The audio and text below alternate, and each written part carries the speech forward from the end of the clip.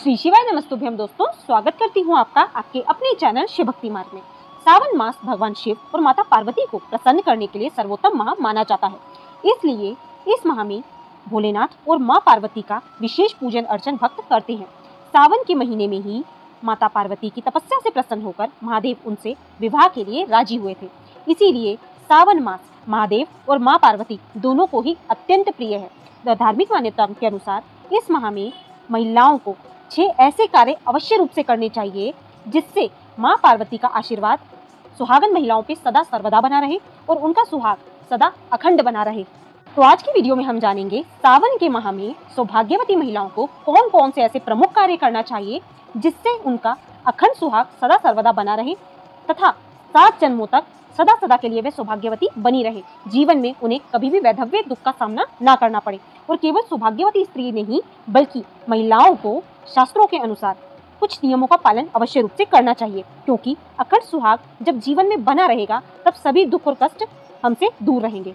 अखंड सुहाग का अर्थ है जिसका कभी खंडन ना हो और पति का साथ सदा सर्वदा बना रहे और जीवन में सभी बुराइयों और दुखों को समाप्त करना तथा पति की लंबी आयु की कामना करना अखंड सुहाग का अर्थ कहलाता है। यदि आप भी अपने जीवन में अखंड सुहाग की प्राप्ति के लिए महादेव का पूजन अर्चन कर उन्हें प्रसन्न करने का विचार कर रही हैं, तो सभी सौभाग्यवती यानी शादीशुदा महिलाओं को श्रावण मास में सबसे पहले कुछ बातों का ध्यान अवश्य रूप से रखना चाहिए कि जब भी आप सावन का जो महीना होता है उसमें जब आप स्नान करते हैं तो आपको अवश्य रूप से अपने बालों पे छींटा पानी का जरूर देना चाहिए, क्योंकि देखिए स्त्रियों के लिए रोजाना सिर धोना कई बार संभव नहीं होता। यदि आप रोजाना सिर धो सकते हैं बहुत अच्छी बात है, और यदि रोजाना सिर नहीं धो सकती हैं तो आपको स्नान करते समय बालों में छींटा देना चाहिए या आप गंगा जल का छींटा भी बालों में दे सकते हैं।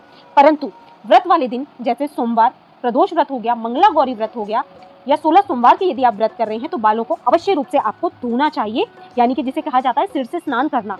तो आपको श्रावण मास में सिर से स्नान जरूर करना चाहिए, और यदि नहीं कर पा रहे हैं तो गंगा जल छिड़क सकते हैं। परंतु व्रत वाले दिन सिर अवश्य रूप से धोइएगा, परंतु ध्यान रखिएगा क्योंकि व्रत वाले दिन चंद्रमा नीच की स्थिति में होते हैं। जल में थोड़ा सा कच्चा दूध मिलाने के बाद आप अपने बालों को धो सकते हैं। इसके बाद दूसरा जो नियम है वो यह कहलाता है कि मंगलसूत्र, आपका जो मंगलसूत्र है, कई बार होता है कुछ हमारा धागा टूट गया है या कोई मोती गिर गया, उसे हम बांध के ऐसे ही पहन लेते हैं, क्योंकि कहा जाता है सुहागन महिलाएं कभी भी अपने गले को खाली नहीं छोड़ती। तो यदि आपका मंगलसूत्र आपको लग रहा है कि खंडित हो रहा है, टूट रहा है कहीं से, या आपको उसे नया बनवाने की जरूरत है, तो सावन शुरू होने से पहले पहले ही आप अपने मंगलसूत्र को सही करवा लीजिएगा, या अगर चाहें तो आप नया लाकर पहन सकते हैं। इसके बाद जो अन्य मुख्य वस्तु है वह है चूड़ियाँ। सावन के महीने में महिलाओं को हरे रंग की चूड़ियां अवश्य रूप से पहननी चाहिए। इससे माँ गौरी अत्यंत प्रसन्न होती है, क्योंकि उन्हें प्राकृतिक का हरा रंग बहुत ज्यादा प्रसन्न करता है तथा सावन का महीना भी हरियाली का महीना कहा जाता है। तो यदि महिलाएं हरे रंग की चूड़ियों को धारण करती हैं तो उससे भोले बाबा और माँ पार्वती बहुत ज्यादा प्रसन्न होते हैं और आपको अखंड सुहाग का आशीर्वाद प्रदान करते हैं। इसके बाद जो है वो वस्त्र, मुख्य तौर पर आपको अपने वस्त्रों का ध्यान रखना चाहिए। सावन मास में भूल से भी काले रंग के वस्त्र आपको नहीं धारण करने चाहिए, या अत्यधिक सफेद रंग के वस्त्र भी आपको नहीं धारण करने चाहिए, क्योंकि सावन का महीना माँ पार्वती जी और भोलेनाथ के पूजन का महीना होता है। तो इस माह में आपको हो सके तो या तो हरा रंग या लाल, पीला या नीला, गुलाबी या ऑरेंज कलर, इस कलर के वस्त्रों को आपको धारण करना चाहिए, क्योंकि सुहाग के अंदर यह रंग बहुत ही ज्यादा प्रमुख होते हैं। शादीशुदा महिलाओं के लिए इन रंगों की बहुत ही ज्यादा विशेष मान्यता होती है। इस दिन आपको कुछ ऐसे कार्य जो भूल से भी नहीं करने चाहिए। सावन मास में कभी भी भूल से आपको बाल नहीं कटवाने पार्लर जाना चाहिए। कई बार होता है हम बहुत चीज़ों को कई बार अनदेखा कर देते हैं।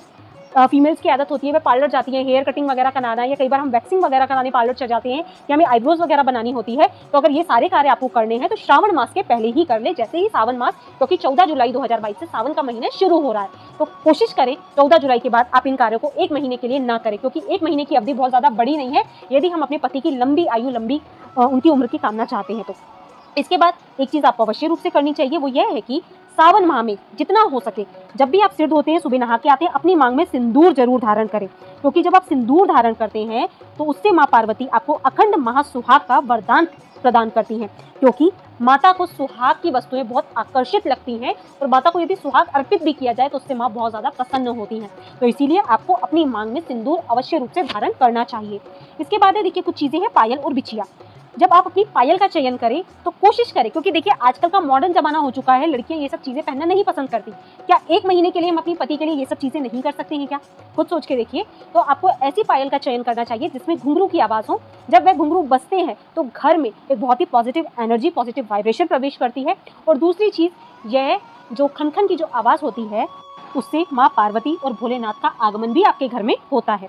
तो जब भी श्रावण का महीना हो तब आपको पायल बिछिया जरूर धारण करनी चाहिए। इसके बाद देखिए कुछ चीजें हैं दान देना।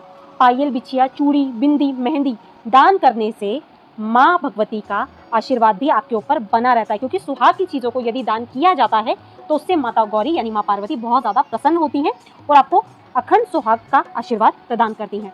और सावन के माह में कुछ बातों का विशेष रूप से आपको ध्यान रखना चाहिए। वो यह है कि सावन के महीने में किसी भी तरह का वाद विवाद या झगड़ा कभी किसी से नहीं करना चाहिए। सावन मास में महादेव और माँ पार्वती का ध्यान करना चाहिए। यदि आपको क्रोध आता भी है तो आप मन ही मन ओम नमः शिवाय का जाप करें, तो इससे आपका क्रोध भी शांत हो जाएगा। अपना मन जितना हो सके महादेव की भक्ति में लगाएं। पूरे माह माँ पार्वती और भगवान भोलेनाथ से प्रार्थना करनी चाहिए तथा जन जन्मांतर तक हमें सुख और सौभाग्य की प्राप्ति होती रहे, ऐसी माँ पार्वती और भोलेनाथ से आपको प्रार्थना करते रहना चाहिए। और यदि श्रावण माह में महिलाएं पूर्ण श्रृंगार धारण करती हैं, सुहाग की वस्तुएं धारण करके रखती हैं, तो उससे माँ पार्वती अखंड सुहाग होने का वरदान देकर जरूर जाती हैं। क्योंकि जो भी महिलाएं, क्योंकि देखिए सावन के महीने को त्योहारों का महीना भी कहा जाता है, तो इस माह यदि हाथों में मेहंदी लगाई जाए, पैरों में सौभाग्यवती यदि महिला है वो महावर लगाती है, आंखों में काजल, यदि कहा जाए तो महिलाएं 16 श्रृंगार यदि पूरे माह धारण करती हैं और जिस दिन व्रत हो, क्योंकि देखिए ऐसा नहीं हो सकता है कि हम रोजाना अगर ये चीजें नहीं भी कर पा रहे हैं, कई बार हमें लगता है कि बहुत आउट ऑफ फैशन जा रही हैं सब चीजें, अरे हम नहीं पहनते हैं, तो यदि आप पूरे महीने नहीं भी धारण कर सकती हैं, परंतु जिस दिन आपका व्रत हो, कुछ लोग क्योंकि 16 सोमवार करते हैं, कुछ लोग तीज के व्रत करते हैं, या इस माह में पड़ने वाली जो प्रदोष होती है, क्योंकि इस माह को बहुत ही ज्यादा विशेष महत्व दिया गया है शास्त्रों में, तो यदि आप रोजाना 16 श्रृंगार नहीं कर पा रहे हैं, रोज मेहंदी नहीं लगा पा रहे हैं, तो व्रत वाले दिन अवश्य रूप से लगाइए। क्योंकि देखिए ये आजकल का कथन नहीं है, ये शास्त्रों का कथन है। जो भी महिलाएं 16 श्रृंगार करती हैं वह भगवान को बहुत जल्दी आकर्षित करती हैं और 16 श्रृंगार की हुई स्त्री को माँ पार्वती का आशीर्वाद जरूर प्रदान होता है। और शिव महापुराण स्वयं कहती है कि इस पृथ्वी पर भोलेनाथ और माँ पार्वती पूरे श्रावण माह प्रत्यक्ष रूप से उपस्थित रहते हैं। और इतना ही नहीं, सावन के महीने में सुहागन महिला यदि सुबह स्नान करने के बाद सर्वप्रथम शिवलिंग पर जल अर्पित करें और उसके बाद ही कुछ यदि ग्रहण करें, तो उससे महादेव और माँ पार्वती दोनों की ही कृपा उस स्त्री को प्राप्त होती है। सावन मास में प्रतिदिन, विशेषकर सावन के प्रत्येक सोमवार के दिन, महिलाओं को सुहाग का सामान माता पार्वती को अवश्य रूप से अर्पित करना चाहिए और किसी जरूरतमंद को भी दान अवश्य रूप से करना चाहिए। इससे माता रानी प्रसन्न होकर अखंड सौभाग्य और पति की दीर्घायु का आशीर्वाद प्रदान करती हैं। हिंदू धर्म में महादेव को भोलेनाथ भी कहा जाता है, इसीलिए वे भक्तों पर बहुत ही जल्दी प्रसन्न हो जाते हैं। और सावन मास तो उनका सबसे प्रिय माह है और सबसे उत्तम मास शास्त्रों में माना गया है। इसीलिए सावन के महीने में महिलाओं को प्रतिदिन महादेव के भजन अवश्य रूप से गाने चाहिए और माँ गौरी का पूजन अर्चन करना चाहिए। इससे शिवजी और माता गौरी दोनों की ही कृपा सुहागन महिला को प्राप्त होती है। तो आशा करती हूँ जानकारी पसंद आई होगी, जानकारी समझ में भी आई होगी और आप भी इस सावन में 16 श्रृंगार जरूर करेंगी और अपने पति की लंबी आयु की कामना माँ पार्वती से जरूर करेंगे। तो वीडियो यदि अच्छी लगी हो तो वीडियो को लाइक करना ना भूलिएगा। इस वीडियो को अपने अन्य प्रियजनों के साथ शेयर करिएगा और यदि चैनल पर पहली बार आए हैं, मेरी आवाज पहली बार सुन रहे हैं, तो शिव भक्ति मार्ग को सब्सक्राइब जरूर करिएगा। मिलते हैं अपने नेक्स्ट वीडियो में, तब तक के लिए श्री शिवाय नमस्तुभ्यं। जय माता रानी दोस्तों।